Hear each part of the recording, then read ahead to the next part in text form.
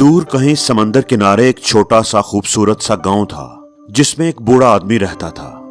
वो बूढ़ा आदमी अपनी समझदारी और पुरस्कून तबीयत की वजह से बड़ा मशहूर था। उसकी सारी जिंदगी समंदर का सफर करते और मछलियां पकड़ते गुजरी थी और समंदर ने ही शायद उसे पुरस्कून रहना सिखाया था। एक दफा एक नौजवान लड़का उस बूढ़े आदमी के पास आया। वो लड़का बड़ा दुखी और परेशान था। वो छोटी छोटी बातों को लेकर सोचता रहता और परेशान होता रहता था। मेरा क्या बनेगा, मेरे साथ क्या होगा, मेरा फ्यूचर क्या है, मैं कामयाब हो पाऊंगा या नहीं, मेरी जिंदगी के मसाइल कैसे खत्म होंगे, मुझे कैसे खुशी मिलेगी।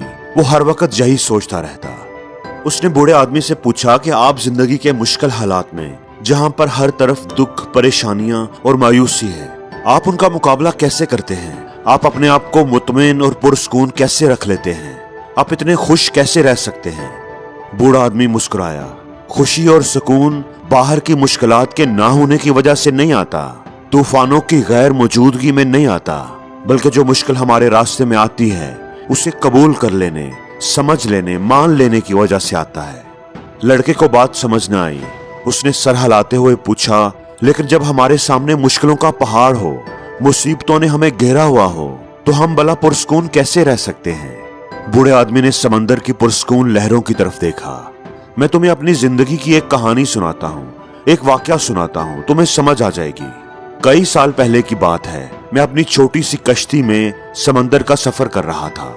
हर तरफ खामोशी और सुकून था। अचानक मैंने देखा कि एक बड़ी सी कश्ती तेजी से मेरी तरफ आ रही है। मेरे तो औसान खता हो गए। मैं घबरा गया कि ये कहीं मेरी कश्ती से टकरा ही ना जाए, मुझे नुकसान न पहुंचा दे। जब वो कश्ती थोड़ा और करीब आई तो मैंने देखा वो बिल्कुल खाली थी। उसके अंदर कोई आदमी नहीं था। उस वक्त मेरे पास दो ऑप्शंस थे। एक तो मैं उस गैर जिम्मेदार मल्लाह पर गुस्सा कर सकता था, अफसोस कर सकता था, जिसने अपनी कश्ती को बांधा नहीं और गैर जिम्मेदारी से समंदर में खुला छोड़ दिया, जो किसी हादसे का बायस बन सकती थी।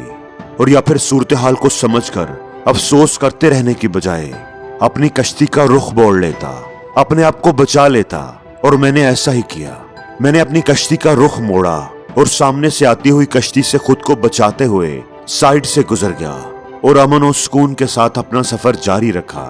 बूढ़े आदमी ने कहा कि वो सामने से आती हुई खाली कश्ती हमारी जिंदगी में मिलने वाली उन प्रॉब्लम्स की तरह है जो अचानक ही हादसाती तौर पर हमारे सामने आ जाती हैं, जिनकी हमें हरगिज भी तवक्को नहीं होती और जो हमारे सुकून को बर्बाद करने लगती हैं, हमें परेशान कर देती हैं।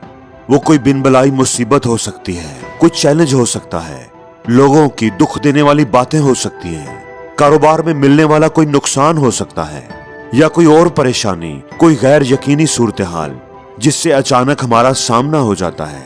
अब चॉइस हमारे पास ही होती है कि हमने उसे देख देख कर, उसके बारे सोच सोच कर परेशान होते रहना है, गुस्सा करना है, उसके साथ टकरा जाना है, या फिर उस गैर यकीनी सूरत हाल को कबूल करते हुए अपने अंदर के सुकून को बरकरार रखना है, उस गैर यकीनी सूरत हाल को गुजरने देना है।